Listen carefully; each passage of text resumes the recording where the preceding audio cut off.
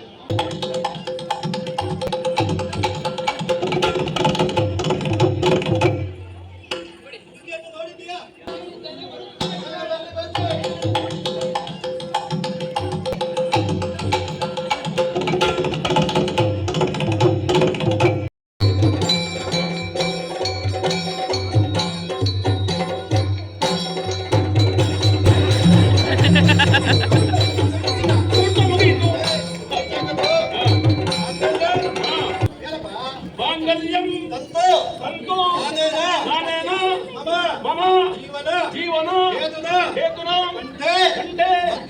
ಭದ್ರಾಣಿ ಶುಭಗೆ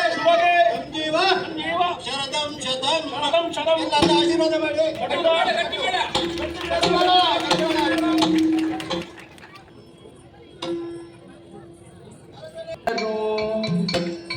ಆರತಿ ಬೆಳಗಿದರು, ಮಂಗಳಾರತಿ ಬೆಳಗಿದರು.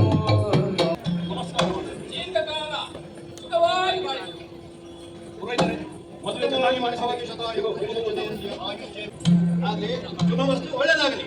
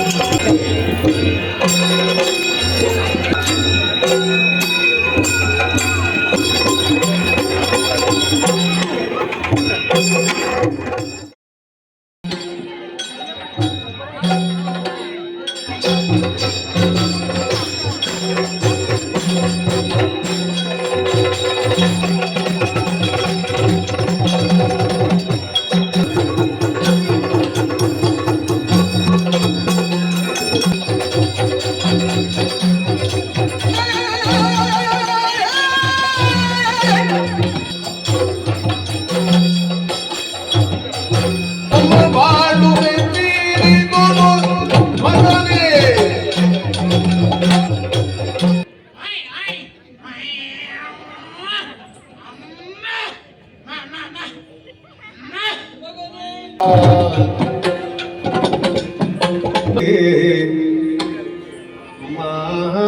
ಮಾಲಿನಿ ಮನ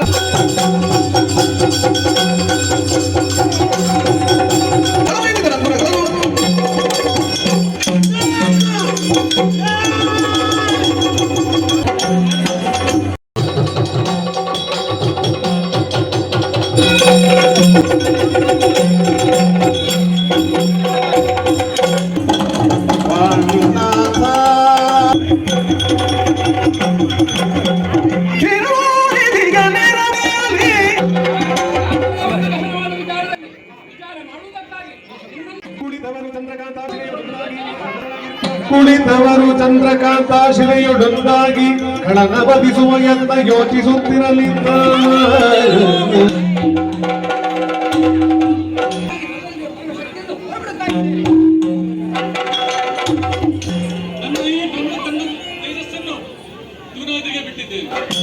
ನಮ್ಮಲ್ಲಿರುವಂತಹ ಅಂತಸ್ತೋಪಾನ ಹೊರಗೆ ಬಿಡುವವರನ್ನ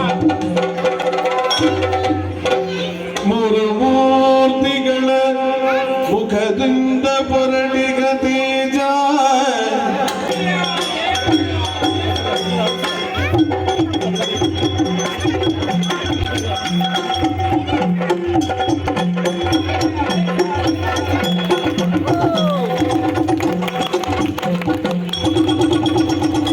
ದೇವಿಗೆ ಪಾವನಂಜನಿದೆ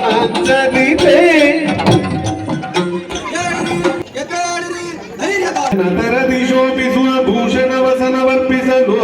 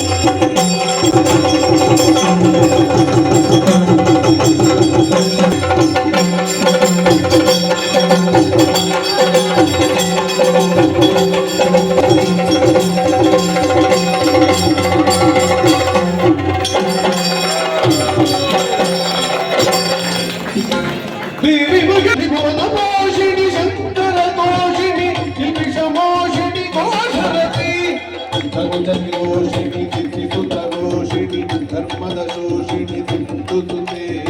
ಜಯ ಜಯ ಹೇ ಮಗಿಜಾನುರಮರ್ದಿನಿ ರಮ್ಯಕ ಪರ್ದಿನಿ ಶೈಲಸುತೆ ಶ್ರೀಗಿರಿ ನಂದಿನಿ ಅಂಕಿತ ಮೇದಿನಿ ವಿಶ್ವ ವಿನೋದಿನಿ ನಂದಿನುತೆ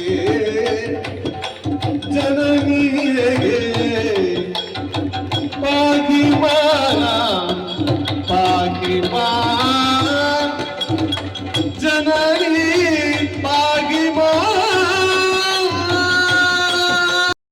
ನೋಡಿದ್ರಲ್ಲ ಫ್ರೆಂಡ್ಸ್, ಈ ಒಂದು ವಿಡಿಯೋದಲ್ಲಿ ಯಕ್ಷಗಾನ ತೋರಿಸಿದ್ರು. ಅಂದರೆ ರಾಯರ ಒಂದು ಆರಾಧನೆ ಇತ್ತಲ್ಲ ಫ್ರೆಂಡ್ಸ್, ಲಾಸ್ಟ್ ಡೇ ಅವತ್ತು ರಾತ್ರಿ 6 ಗಂಟೆ ಅಥವಾ 5 ಗಂಟೆ ಏನೋ ಸ್ಟಾರ್ಟ್ ಮಾಡಿದ್ರು. ನಾ ಟೈಮ್ ನೋಡಲಿಲ್ಲ. ಇಂಟ್ರೆಸ್ಟಿಂಗ್ ಇತ್ತು ಫ್ರೆಂಡ್ಸ್. ಅದು ಸ್ಟಾರ್ಟಿಂಗಿಂದ ಹಿಡಿದು ಎಂಡ್ ತನೂ ತುಂಬ ಇಂಟ್ರೆಸ್ಟಿಂಗ್ ಆಯಿತು.